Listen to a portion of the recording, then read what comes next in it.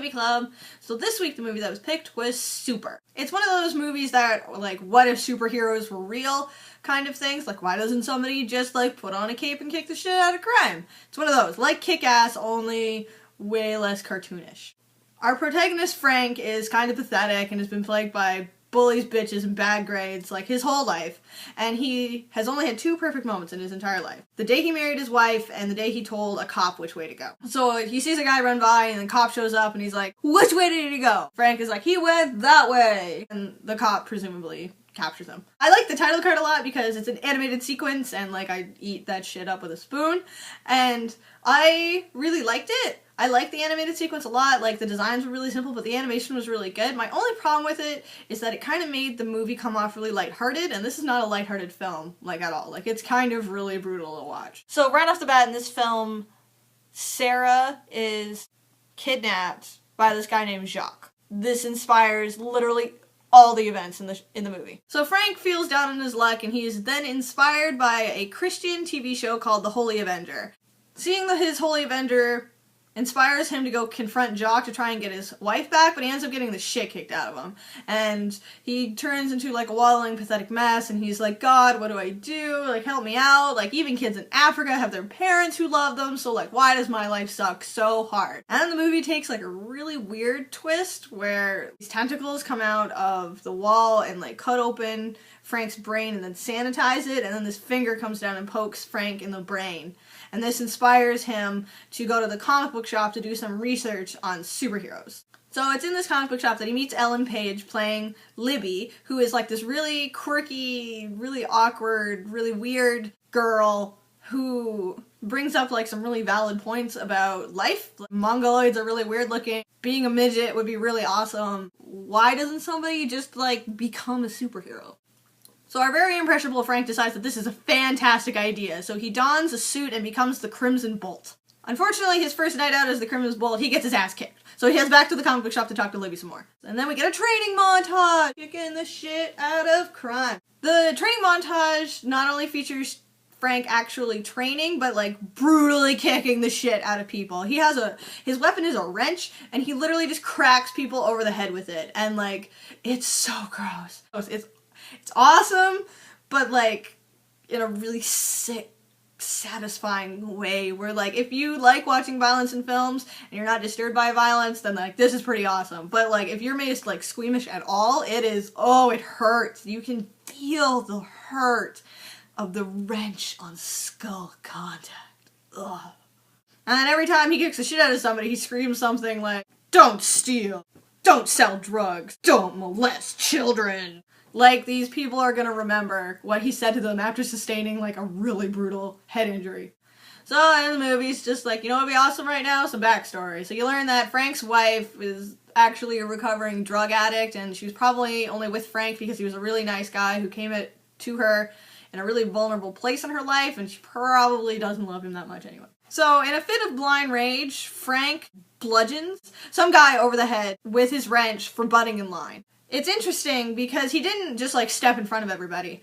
He actually was meeting his friend there, and Frank was actually holding the line for 2 of his friends. So he really just kicked the shit out of a stranger and his girlfriend. Frank panics and he throws all of his stuff out because he's not afraid of what he did because what he did was wrong. He's afraid to go to jail for almost killing 2 people.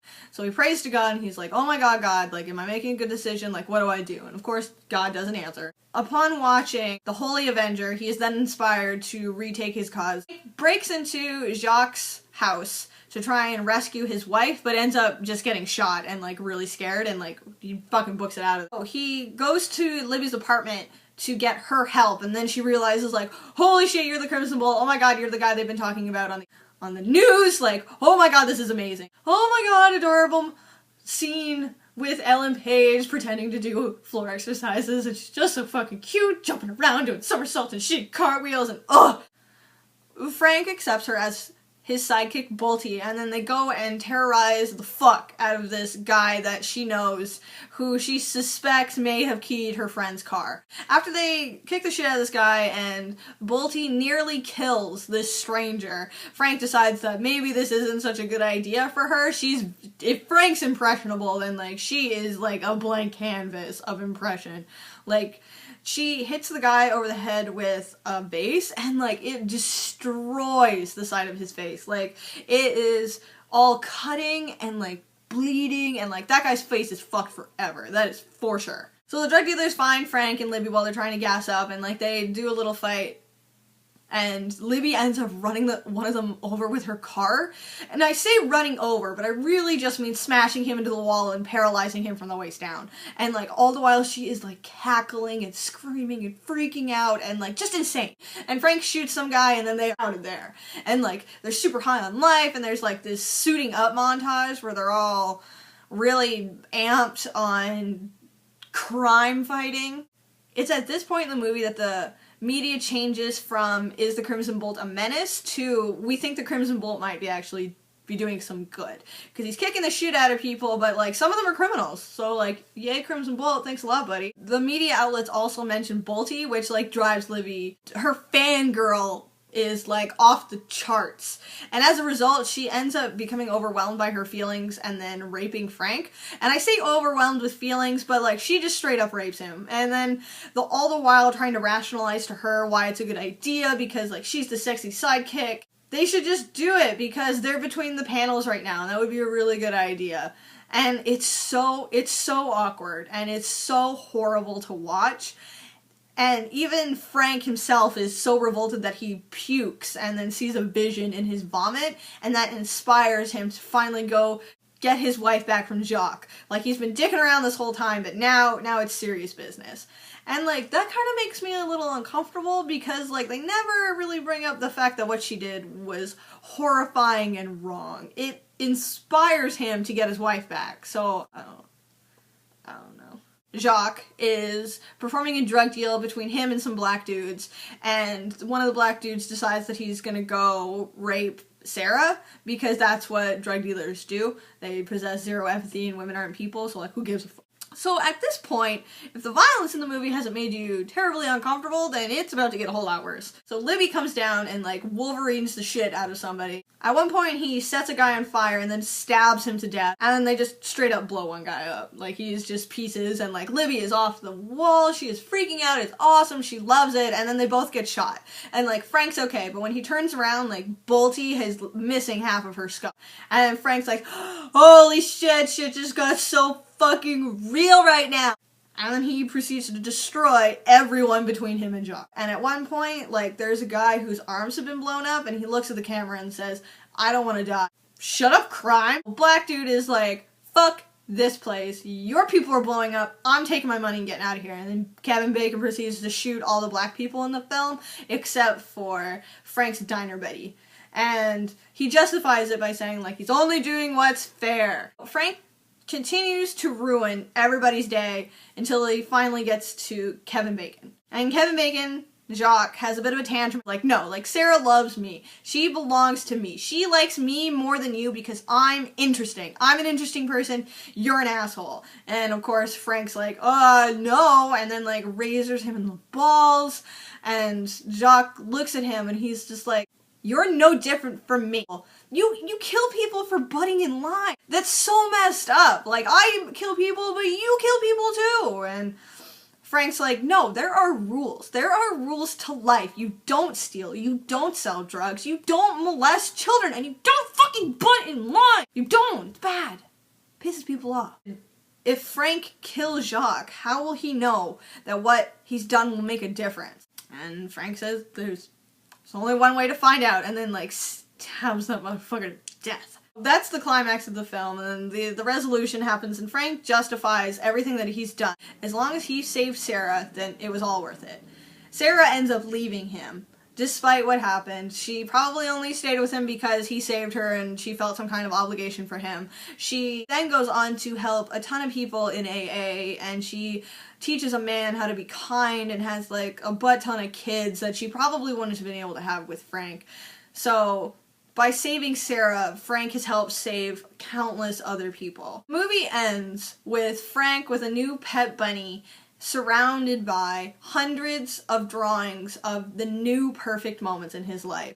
Some of them are as simple as him getting some coffee, others are just him talking to people and getting his bunny and rescuing people with Bolty. It's all very touching at this point because you can feel that Frank's at rest now. Whatever was wrong with him is fixed, I guess.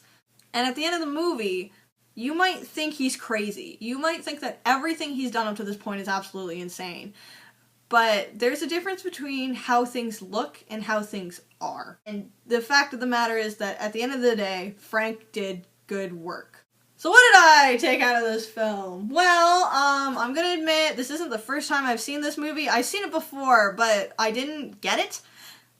I didn't understand what the movie was trying to be, because during the really brutal, violent parts, there would be like cartoon stuff splashing across, like bam, punch, smash, and like, I realize now that that was their way of trying to lighten how brutal the violence in this film actually is.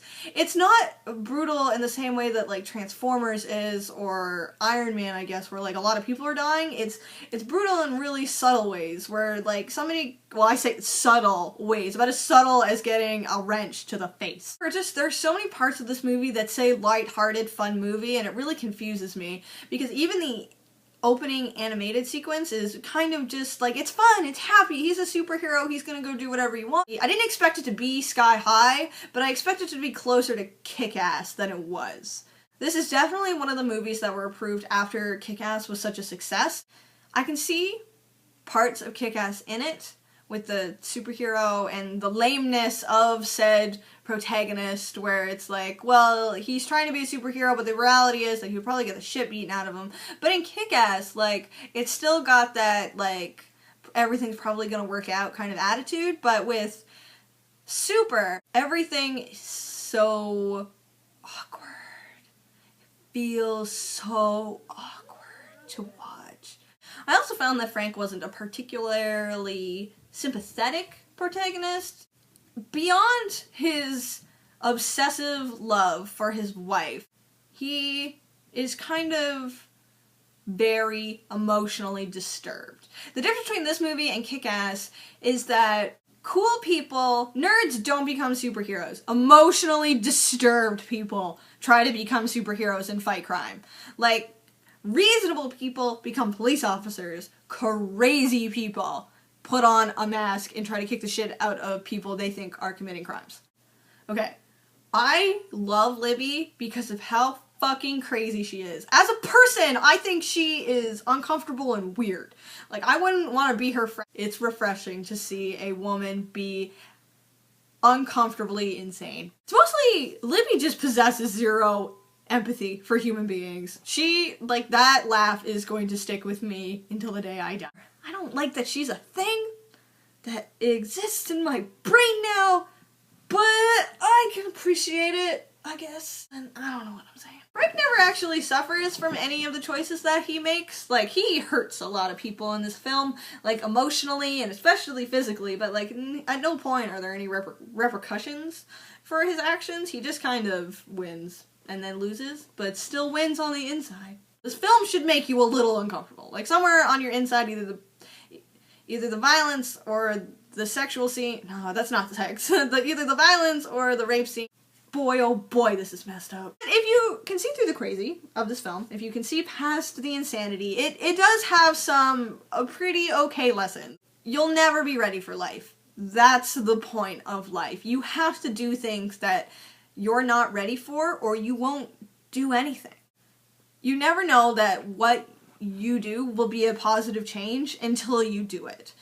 Nothing isn't a negative change, but it's not anything. Nothing is boring. So it's better to do things and hope they work out than to do nothing at all. Life happens between the panels. We all have a narrative that we tell ourselves about our own lives, whether or not we're the victim or the hero or the sidekick. We all have a story about ourselves, but it's the moments when we're not paying attention, the moments between the lines that are the most real between people. Oh, and don't do drugs, don't molest children, and don't butt in line. Oh, and don't steal somebody's girl. That's a really bad idea. Thanks, Movie Club! See you later.